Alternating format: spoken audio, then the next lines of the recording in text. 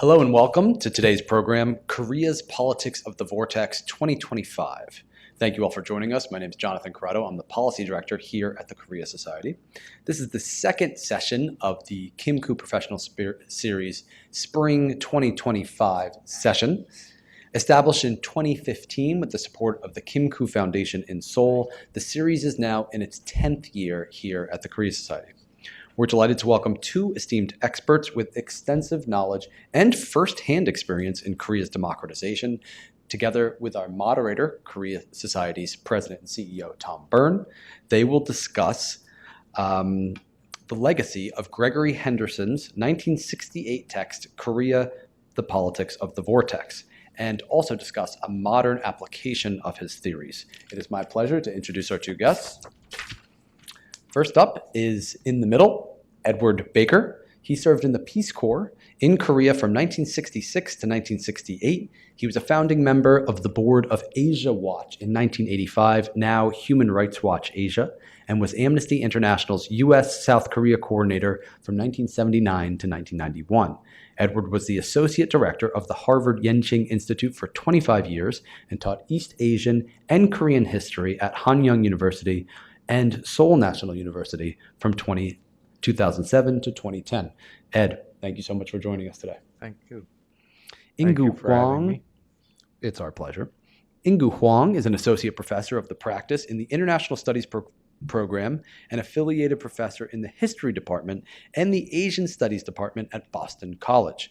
He's also the leader of the Global Korea Project at Boston College, and he received his PhD from the Department of History at the University of Chicago in 2015. Professor Hwang Ingu's research centers on contemporary transnational and global Korean history with a focus on the topics of democracy, peace, security, and human rights. We're delighted to welcome you here today, Ingu. Thank you for joining us. Thank you for having me. The moderated discussion is live cast for a virtual audience, but our Kim Koo Fellows here in the building today will have the unique opportunity to interact directly with our speakers after the discussion. So please get your questions ready. Tom, the floor is yours. Okay, well, thank you, Jonathan. And it's always good to see the Kim Koo Fellows here at the Korea Society. It's one of our long-running programs, so I'm glad you are all participating in it. It seems to get better year after year.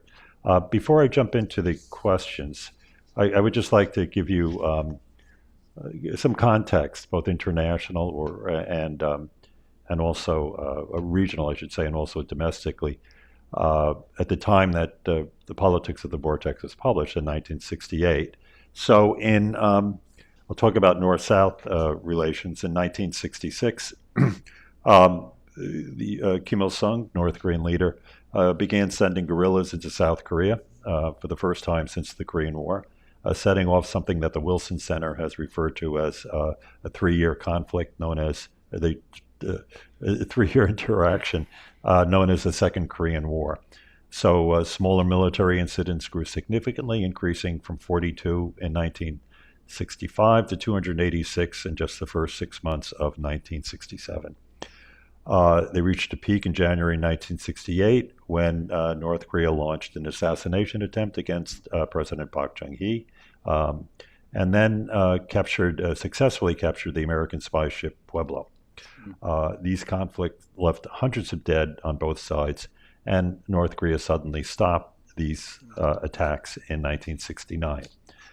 Turning domestically a little, I'll go back a little more.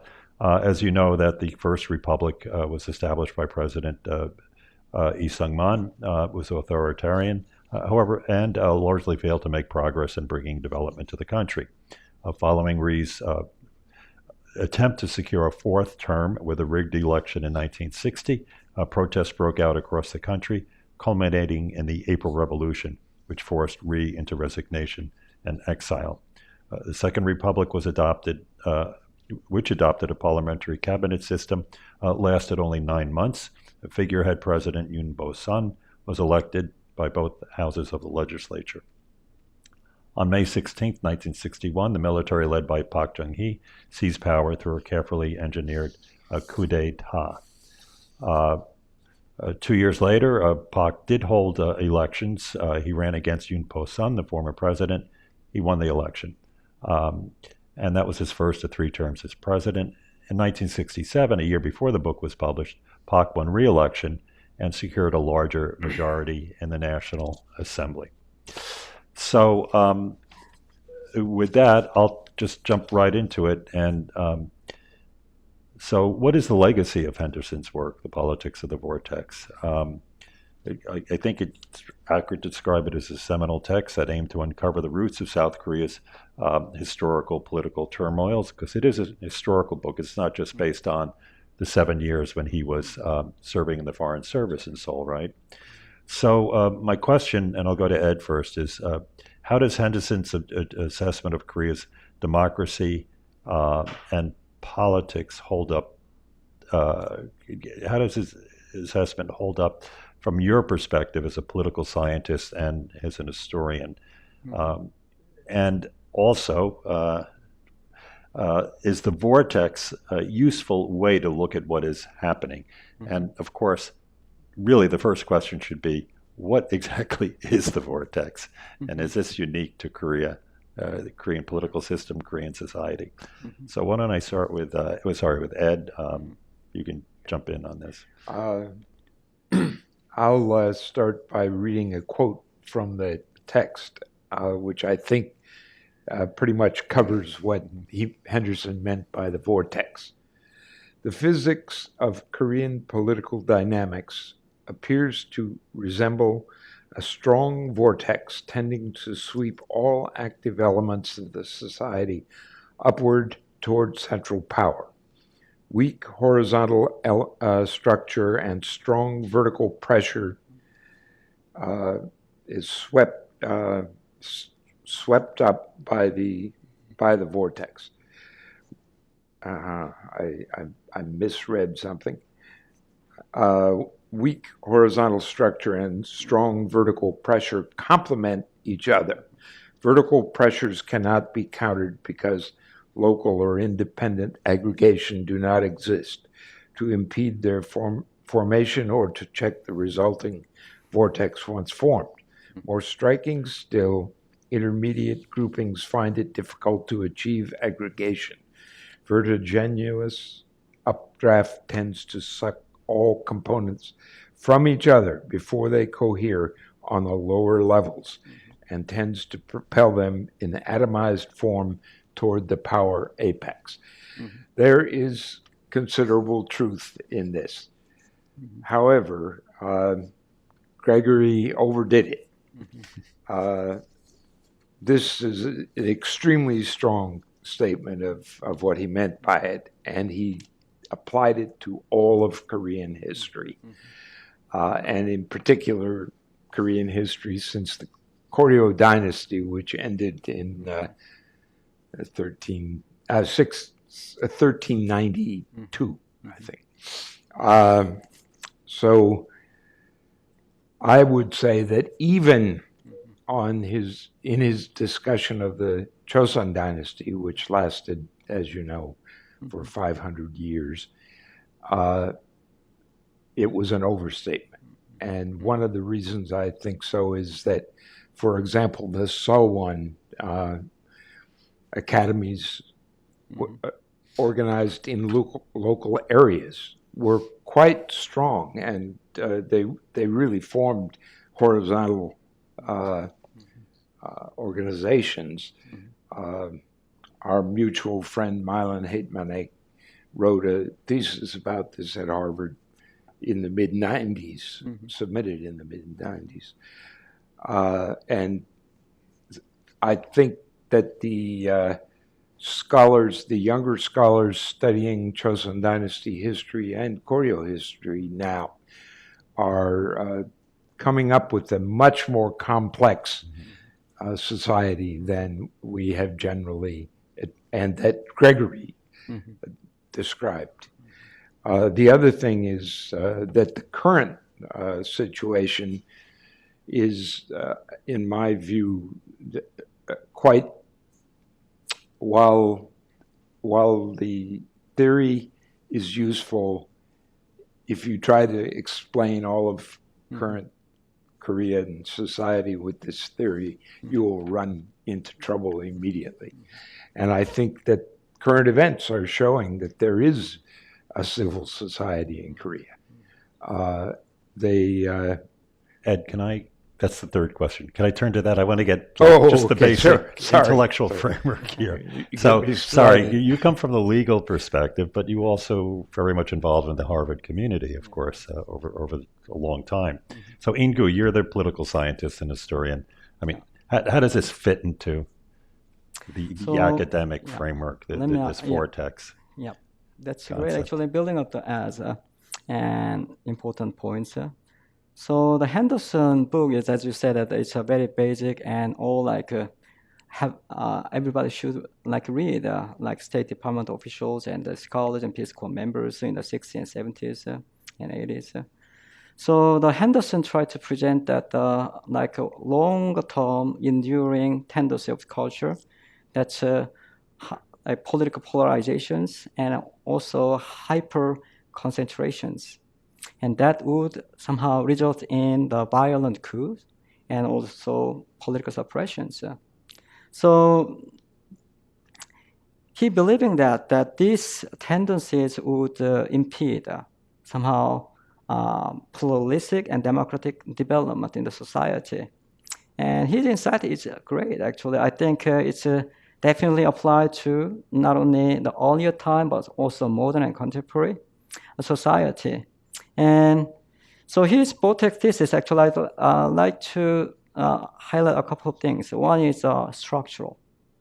So in a contemporary society, when the South Korea was established by 1948, and after experiencing liberation space from 1945 to 48, Korean society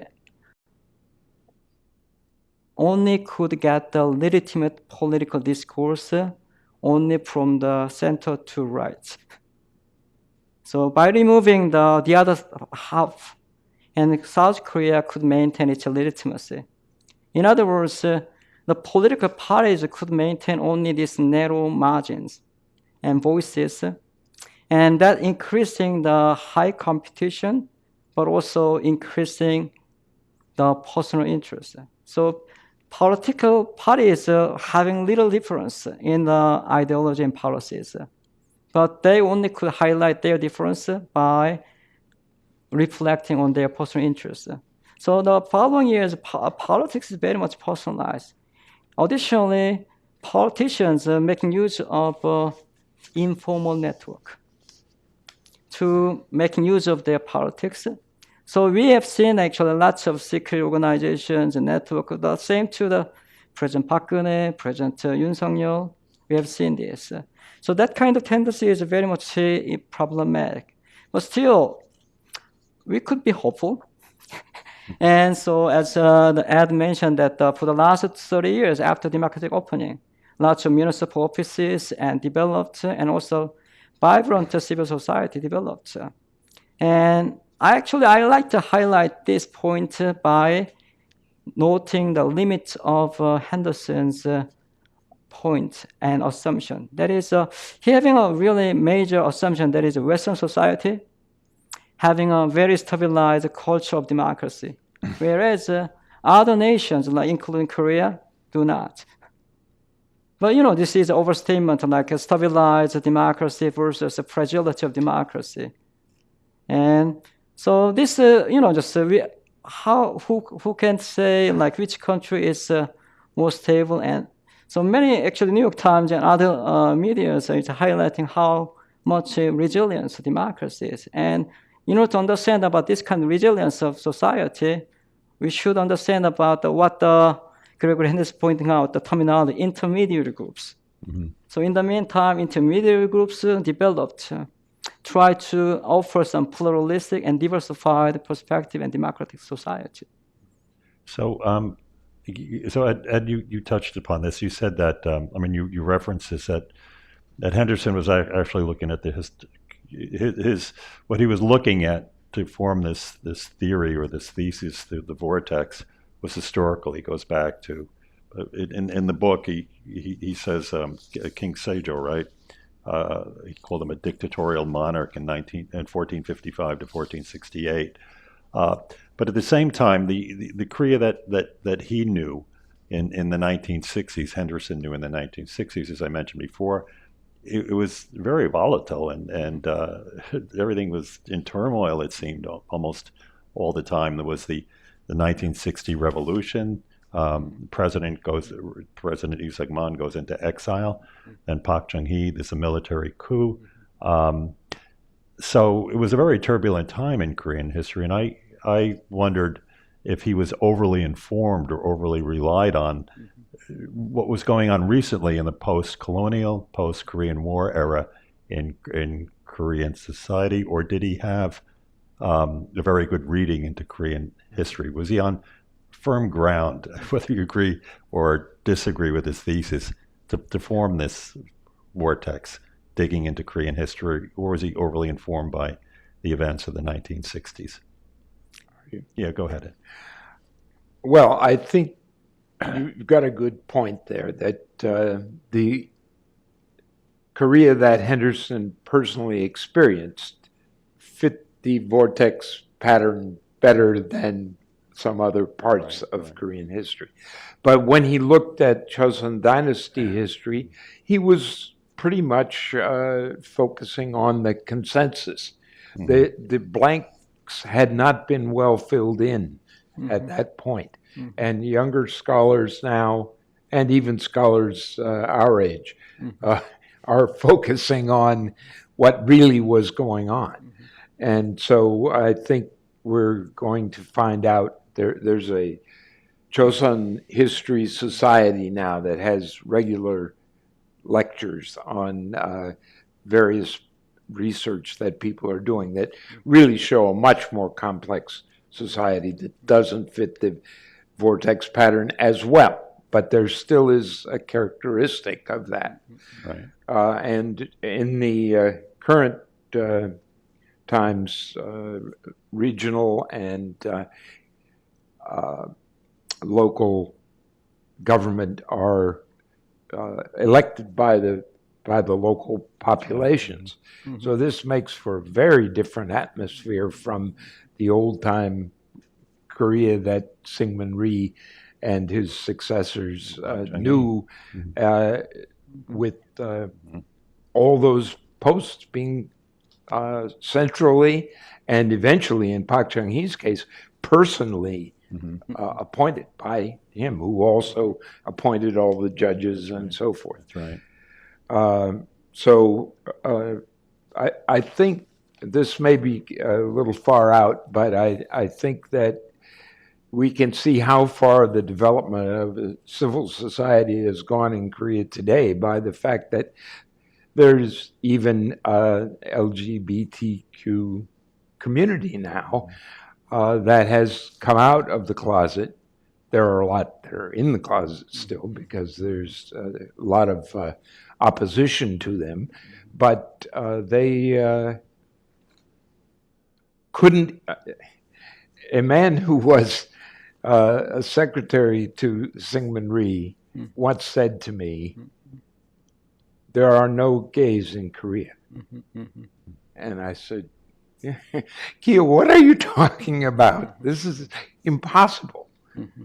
But he was a very smart guy and very well educated and well informed, and wrong about that, obviously. And I think it is an indication of a pluralistic, pluralistic society. The society has developed. But let me, Ingu, you wrote a book. Your book is, you probably, the book that I know you wrote is Human Rights and Transnational Democracy in South Korea. And you address history and enduring themes, right, that resonate with contemporary events in South Korean politics. So how do these themes that you develop in your scholarly research, how are they informed by Gregory Henderson, or how do they differ from Gregory Henderson if they're not informed by Gregory Henderson? That's a great question. So Henderson's one of the big contribution is already we talk about. But one of the something that he didn't answer or didn't raise, one is he showed that the constant tendency of polarizations, centralizations, but he didn't little mention about why that happened. Yeah, I was thinking the same thing. Right, exactly. Yeah. And then how can overcome? And so one of my book is examining the intersection between the pro-democracy movements and global human rights boom in the 1970s. All dominant accounts on this period, the 1970s, all highlighting about state versus society. In that sense, it's really vortex. But it is not vortex because weak society is weak. But weak society is really weak. But in case of Henderson, very in the analytical scope is state versus society. What if we expand the scope of analysis? Geopolitical context and global context. So if someone is reading a statement only, but if that is published outside Korea and creating international politics and returning that politics into the Korean this would be, so in silence in domestic, but externally it's very much vibrant. Should we count only domestic or should we count all? So actually I illustrate how intellectuals, clergy, and workers, and these people, how they translated their causes and sufferings and into global human rights agendas. And by pragmatically collaborating with Amnesty International, like Ed Baker, and also the World Council of Churches. And by translating this kind of process, so vernacularizations of their own issues and also internationalizations, and leading up the local issues into the international political stage. And so they just challenging not only Park Chung-hee regime, but also U.S. cold hegemony in East Asia. So this also leading to the counteractions by Park Chung-hee regime to safeguard its own regime status, legitimacy, and also the U.S. government also counteracting to secure the Cold War security consensus. So, just locally is silent, but by taking this and the track of transformation from local issues into the global politics, the South Korean protesters could maintain their momentums. So I'd like to highlight this, and this is very important because it's not simply a dark time, but it is a very much vibrant time of politics. And so it is critically reflecting about the horizontal kind of solidarities, like, Peace Corps members, poor rights, and those all, like the advocates, they could involve in the Korean democratizations. And so, and this is also important to understand what is today. And because, Korea could just advance its own definition of human rights, and especially in the 1990s. And then after democratic opening, just building up the institution of human rights. And that was very essential in looking back again. So, for example, establishing Truth and Reconciliation Commission, and that enabled the society to examine the colonial and then political atrocities during the time of the dictatorship. And that kind of practice and learning and wisdom enabled the people to assess about what is democracy. So I believe in that kind of post-democratization culture facilitated people to moving to the street when the martial law declared. So massive and quick mobilizations looks like a vortex, but it is really seeking for democracy and human rights. Well, you're anticipating my next question, which I'll since you've touched upon it. So the December martial law and impeachment last Friday, right? That was upheld by the Constitutional Court. How does this fit into the thesis? Does President Yoon's declaration of martial law, does it validate the thesis, or I think you're saying that it's too simplistic. It's things have moved on since the 1960s in Korea. Is that right?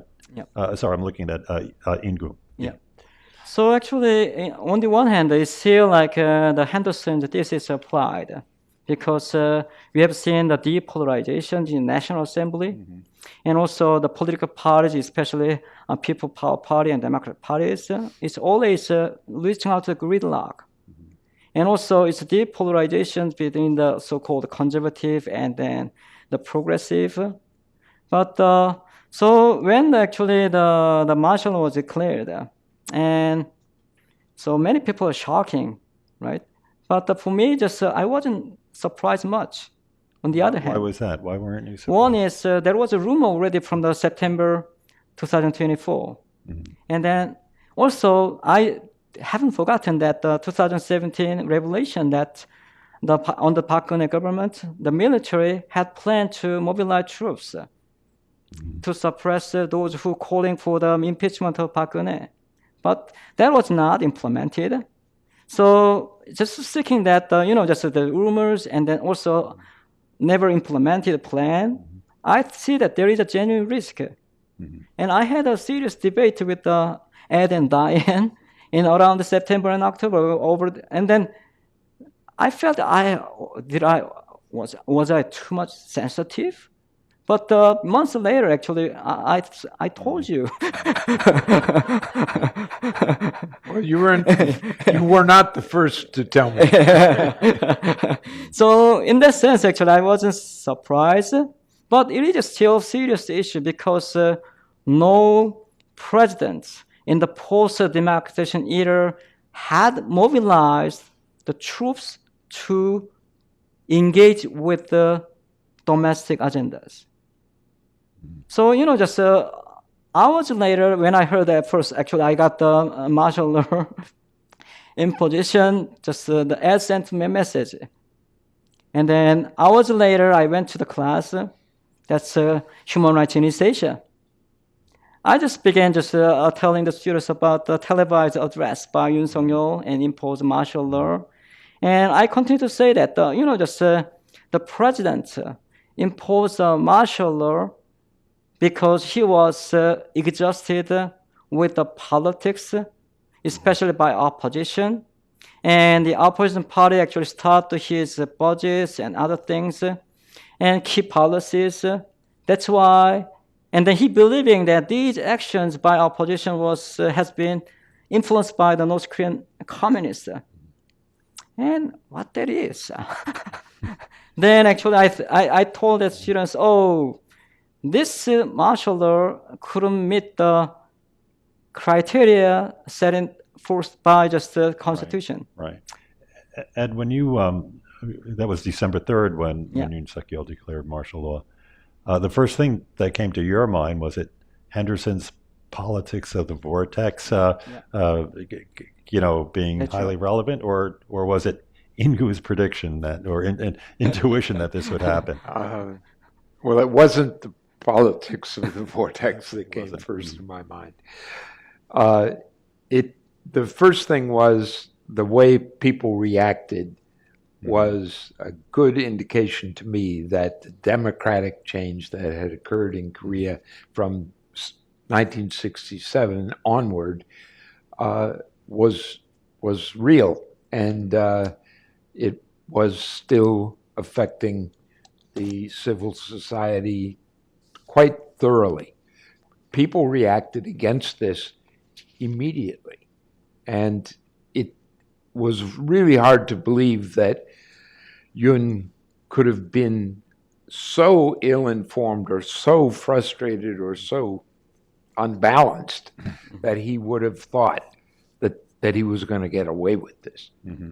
I think everybody who knows anything about Korean politics figured whether you were sympathetic to him or not, figured that he's in real serious trouble. And people are not surprised that the impeachment was upheld. Right, It right. seemed to be the thing that the public wanted, and that was most appropriate. Right. Jonathan, how much time do we have for this part of the format? Do I have time for another question? Excuse me? Another 10 minutes is okay. Oh, good. Okay. So I wanted to, so then 10 minutes, maybe we can get two questions in, the final two questions. Going back further in Korean history, but not too far, Ed, you, let me see, were you in Korea at the time of the Gwangju insurrection? Or with the Gwangju insurrection, when that occurred in 1980, and that was after Chun Doo-won's coup, right? The assassination of Park Chung-hee, followed by the coup by Chun Doo-won. Did you feel that Korea, the dynamics of Korea, whether it was Vortex, the underlying, had not changed, and this is just a historical pattern that was going on, or did you view the Gwangju insurrection as something that was sui generis or something like that? Well, I don't think it was. I didn't think it was sui generis. I thought it was a logical development of what had been happening.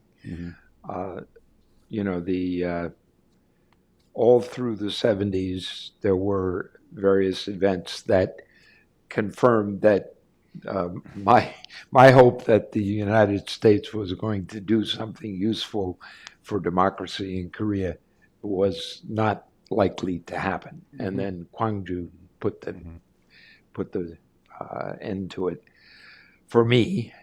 But I think that it was a natural development of what was happening in Korea, and it's strongly regional characteristic. I mean, it's called the Gwangju Uprising because it was in Gwangju and in Jeollanam-do, not nationwide, although they had nationwide hopes that couldn't be realized because of the immediate suppression by the military. Ruthless, but people stood up to it. They started suppressing it on the first day, and it took them 10 days with the army at their beck and call to put an end to it. So I think it showed a tremendous development of the kind of society that Henderson didn't think. Right. So you also said the U.S. could have stood up or taken a stronger position to help prevent the Gwangju insurrection. Am I rephrasing that correctly, or would you like to? I think the U.S. government could, long before, have influenced things in the direction of better protection for human rights and democracy in Korea. For example, when Park Chung-hee declared the Yushin Constitution and elected himself for another term, this time for 6 years, the first term of the rest of his life that he was going to be president, Nixon sent him a note of congratulations when he elected himself again. I suppose Nixon was probably envious of that. But, and then the worst was that Jimmy Carter, who people were so excited in this Let's Restore Democracy community, were so excited about Carter's election and so disappointed by what he did. He talked a good game right through to the end, and all of his key decisions were, as Ingu has pointed out, supportive of the U.S. Cold War position. Don't undermine the government, the Chun government by that time, because we need that government in order to keep facing off against the Chinese and the Russians. Right. Well, I mean, the Vietnam War was still on, coming to an end. There was a misunderstanding of what was driving the Vietnam War international. You know, the role of the Soviet Union and the role of China and all of that. But if I the few minutes I have, so then, if I can, since our lens that we're viewing contemporary Korean history is the politics of the vortex, if I can turn to Ingu, when the Gwangju insurrection happened and all the events that led up to it that Ed was alluding to, did Gregory Henderson's work also pop into your mind as explanatory or informative of what was going on? Actually, I met Gregory Henderson first, although just his book, but more important thing is Gregory Henderson's works as a historical actor. In other words, I just explored lots of documents in the Gregory Henderson collection at Harvard. And I actually very much learned a lot and about how the Gregory Henderson wanted to live as a person who building up the further Korea and U.S. relations and building up the value of human rights and democracy. And he was a person who organized the groups to support the Korean democracy. So what I want to actually highlight about the rising the anti-Americanism and that after the Gwangju, what we need to understand is anti-Americanism is about the criticism of American foreign policy. And what is happening in the whole society is not personal emotional resentment, but very much about building the common values. And that was very much emphasized by many of intellectuals and scholars and also the human rights activists and students and ordinary people in the United States and other parts of the world. Because the whole kind of reactions after Gwangju is quite continuation of what is happening in the 1970s. So 1970s, the United States, especially early 70s, and liberal internationalists in the U.S. Congress developed, like Donald Fraser from Minnesota. And they want to revitalize the U.S. value and U.S. foreign policy more based on the human rights standard. And so, as you said, that the Vietnam War and the Watergate scandal, and that's really ruined the American reputation at home and abroad. And Korea, actually, as it grows, Korea dictatorial rule and there's increasing suppression, like emergency decrees based on the Yusin Constitution, really becoming a target case to revisit the U.S. foreign policy nature. And then that's try to revitalize U.S. Cold War policy. And so that is quite like growing interactions across the boundaries. Just that is leading to that how, just when the U.S. foreign policy failed to meet the people's expectations. That is. So it's happening in the history always. But it looks like, again, it looks like a vortex and it's crisis. But why it happens? But it's also reflecting that it's the strength of people. It's not the weakness. The weakness in structure is a critical source for the strength of horizon and of transnational solidarity building. And that is actually so it's now it is one important thing. Have you heard about anti-Americanism during the whole month? But important thing is during the month of martial law. Yeah. But structure didn't much change it. But the society having their own confidence to managing there, but still lots of overseas solidarity campaigns occurred in Germany, France, United States. So, that is a continuation of the 70s, 80s, and how we building up this. Democracy and human rights. Right. So it seems like I could conclude that, I'm not an historian or a political scientist, that Gregory Henderson's his work, his scholarship, made important contributions to understanding Korean politics, Korean society. But that, as a professor at Marquette University noted it right when the book was published, that as a signal magnet theory, the vortex might be inadequate to achieve a proper understanding of the country's long and multi-phased historical development. Yeah. I see you both nodding your heads in affirmation. Yeah. Okay, that's a good way to sum up then. What comes next, Jonathan? That's it. We go in the boardroom and all the fellows get a chance to ask their questions right. Okay, great. Okay, good. Thank you. Thank you. We say thank you. Yeah.